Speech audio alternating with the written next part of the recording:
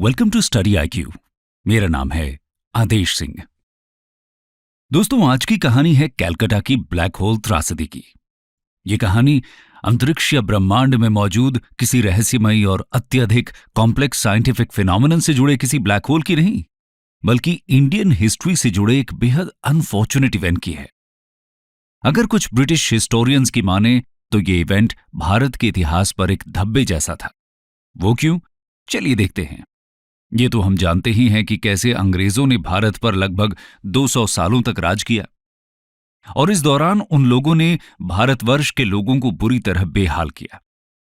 लेकिन एक दौर ऐसा भी था जब बंगाल के एक राजा नवाब सिराजुद्दौला ने उल्टा अंग्रेज सिपाहियों के साथ एक बेहद शर्मनाक और दर्दनाक हादसे को अंजाम दिया। जी हां, और इसी घटना को ब्लैक होल ट्रेजेडी का नाम दिया गया है।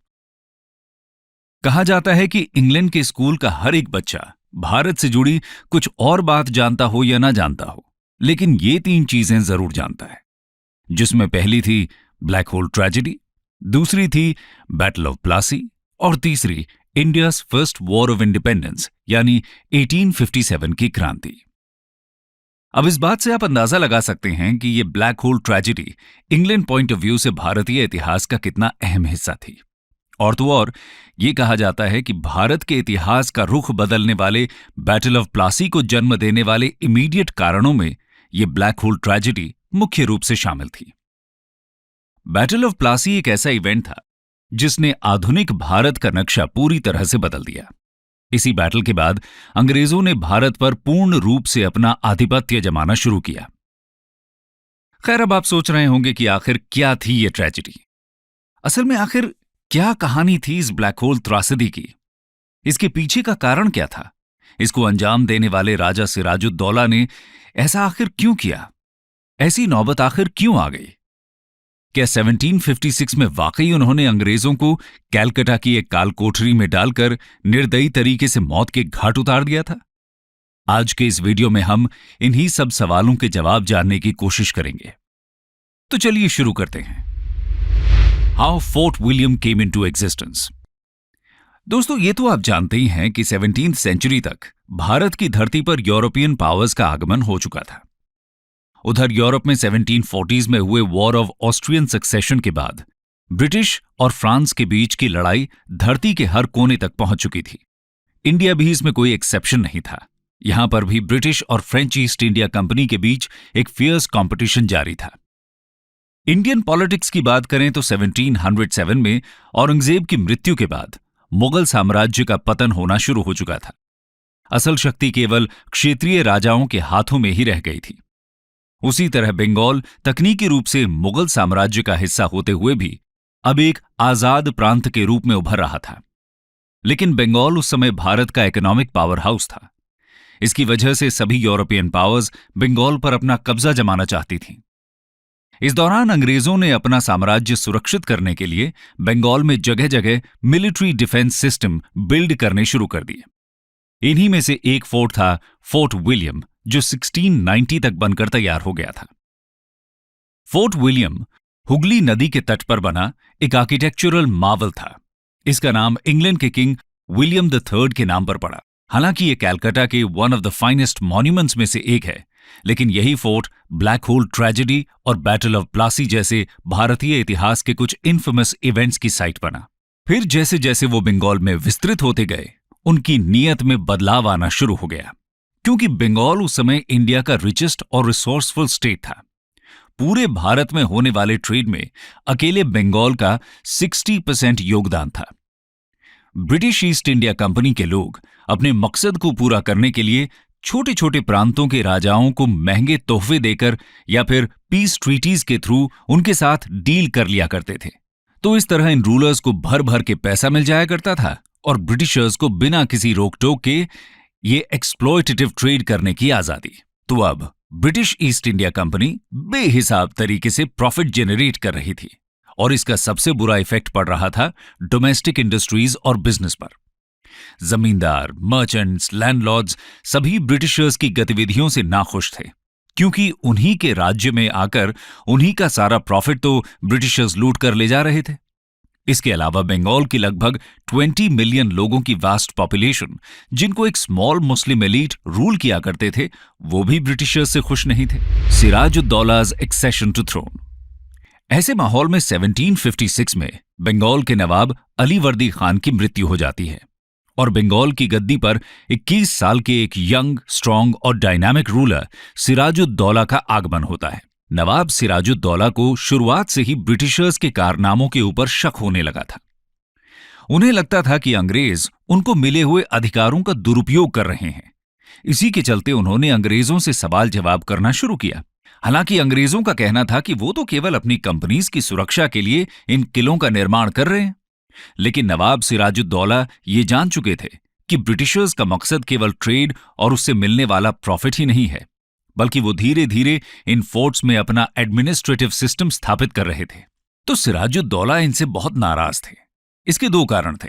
पहला तो ये कि ये कंपनीज अब अपने प्रॉफिट का कोई भी हिस्सा उनको नहीं दे रही थी, और दूसरा ये कि वो अब धीरे धीरे अपने पांव जमाकर राजाओं से उनका पॉलिटिकल कंट्रोल छीनने की भी तैयारी में थे, जिससे इन राजाओं की सॉवरेंटी पर खतरा बढ़ता जा रहा था। ऊपर से कर्नाटक वॉर में ब्रिटिशर्स की जीत के बाद सिराजुद्दौला का शक यकीन में बदलता जा रहा था, लेकिन ये होने देना सिराजुद्दौला को गवारा नहीं था। इसीलिए सबसे पहले उन्होंने कैलकाटा के गवर्नर को एक अल्टीमेटम पास किया कि इन कंपनीज के द्वारा किए जा रहे फोर्टिफिकेशन पर पाबंदी लगाई जाए। हालांकि French East India Company Sirajuddaula के आदेश मानकर रुक गई, लेकिन ब्रिटिशर्स ने यह बात नहीं मानी और अपनी किलेबंदी चालू रखी। बस फिर क्या था, सिराजुद्दौला इससे बहुत गुस्सा हुए और उन्होंने अब ब्रिटिशर्स को सबक सिखाने की ठानी। Events leading to the black hole tragedy. Britishers को सबक सिखाने के लिए सिराजुद्दौला ने अपनी सेना तैयार की और 16 जून 1756 को कैलकाटा पर हमला बोल दिया। कहा जाता है कि उनकी सेना में 50,000 से भी ज्यादा पैदल सैनिक, 500 हाथी और 50 तोपें शामिल थी, और ये ब्रिटिश ईस्ट इंडिया कंपनी की सेना को आसानी से कुचल सकती थी। खैर, 16 जून को नवाब अपनी सेना के साथ कैलकाटा पहुंचे और उन्होंने शहर को चारों तरफ से घेर लिया। जब अंग्रेजों को लगने लगा कि उनकी हार निश्चित है, तब गवर्नर जॉन डेरिक अपने कमांडर, काउंसिल के सभी सदस्यों, महिलाओं और बच्चों के साथ हुगली नदी पर खड़ी एक बोट में बैठकर बच निकले। उन्होंने जॉन हॉलवेल के नेतृत्व में अपने 170 सैनिकों की टुकड़ी को किले की रक्षा करने के लिए वहीं छोड़ दिया। 20 जून 1756 को सिराजुद्दौला की आर्मी ने फोर्ट विलियम की दीवारों को तोड़कर फोर्ट के अंदर हमला कर दिया। इसी को देखते हुए अंग्रेजों ने उनके आगे आत्मसमर्पण कर दिया। सिराजुद्दौला ने फोर्ट के बीचों बीच अपना दरबार लगाया। वहां उन्होंने दो घोषणाएं की। पहली तो ये कि कैलकाटा का नाम बदलकर अलीनगर रखा जा रहा है, और दूसरा, राजा मानिकचंद को किले का रक्षक घोषित किया गया। British war criminal J.Z. Holwell ने अपने एक article interesting events related to the province of Bengal में बाद में लिखा कि उस दिन उनके हाथ बांधकर उनको नवाब के सामने पेश किया गया। नवाब ने उनके हाथ खोलने का आदेश दिया और उनके साथ किसी भी तरह की बदसलूकी न किए जाने का वादा किया। साथ ही साथ उन्होंने अंग्रेजों के खिलाफ अपनी नाराजगी भी जताई। उसके बाद नवाब वहां से उठकर एक अंग्रेज के घर में आराम करने चले गए। नवाब के जाने के बाद उनके सैनिकों ने अंग्रेज कैदियों के साथ नियंत्रित लूटपाट करनी शुरू कर दी। हालांकि अब तक उन्होंने अंग्रेजों के साथ ज्यादा टॉर्चर नहीं किया, लेकिन शाम होते होते उनका व्यवहार बदल गया। असल में एक अंग्रेज कैदी ने शराब के नशे में अपनी पिस्टल से नवाब के एक सैनिक को मार दिया। जब इस बात की शिकायत नवाब के पास पहुंची तो वो बहुत गुस्सा हुए। इसके बाद नवाब के सलाहकारों ने उन्हें सलाह दी कि इतने सारे अंग्रेजी कैदियों को रात भर खुले में छोड़ना खतरनाक होगा, इसलिए उनको कैदियों को रखे जाने वाली कोठरी में डाल दिया जाना चाहिए। ये कोठरी फोर्ट विलियम के बेसमेंट में मौजूद थी। इसी कोठरी का नाम ब्लैक होल पड़ा। बस फिर क्या था, नवाब ने ऐसा ही करने का आदेश दिया। वहां मौजूद 170 कैदियों को बिना किसी चीज का लिहाज किए एक 18 बाय 14 फीट की कोठरी में डाल दिया गया। उसमें केवल 2 खिड़कियां थीं, और आपको जानकर हैरानी होगी कि ये कोठरी सिर्फ 3 या 4 कैदियों को रखने के लिए बनाई गई थी, लेकिन उस रात इसमें 170 कैदियों को ठूंस दिया गया। जून के महीने की वो रात शायद साल की सबसे गर्म और उमस भरी रात थी। ऐसे में बिना खाना, पानी और हवा के उस कोठरी में इतने सारे बंदियों को शाम 7 बजे से लेकर सुबह 6 बजे तक रखा गया। और आप अंदाजा लगा सकते हैं कि उस कोठरी के अंदर की हालत क्या रही होगी।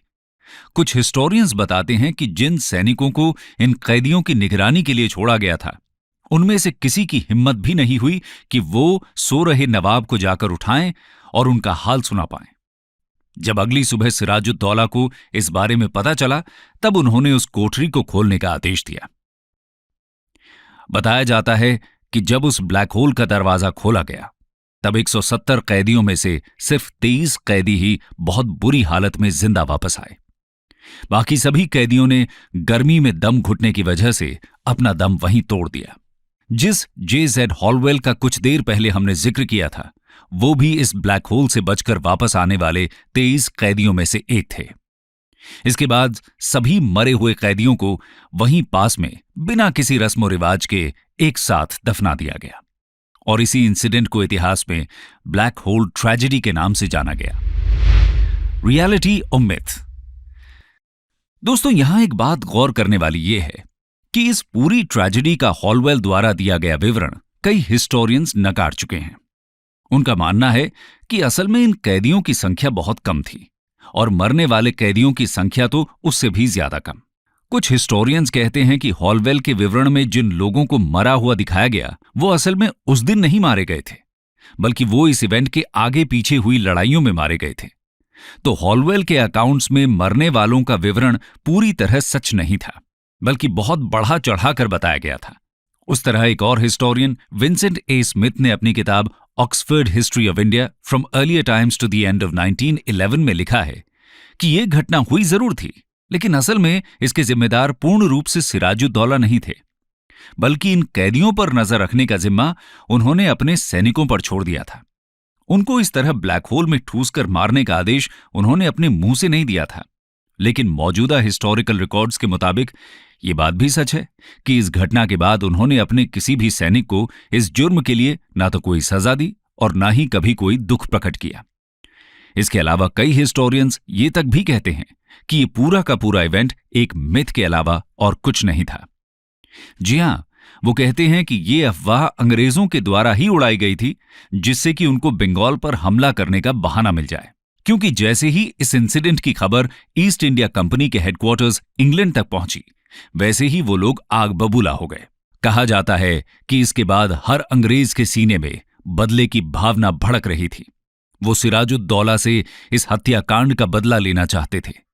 इसी के रिस्पॉन्स में रॉबर्ट क्लाइव को भारत भेजा गया।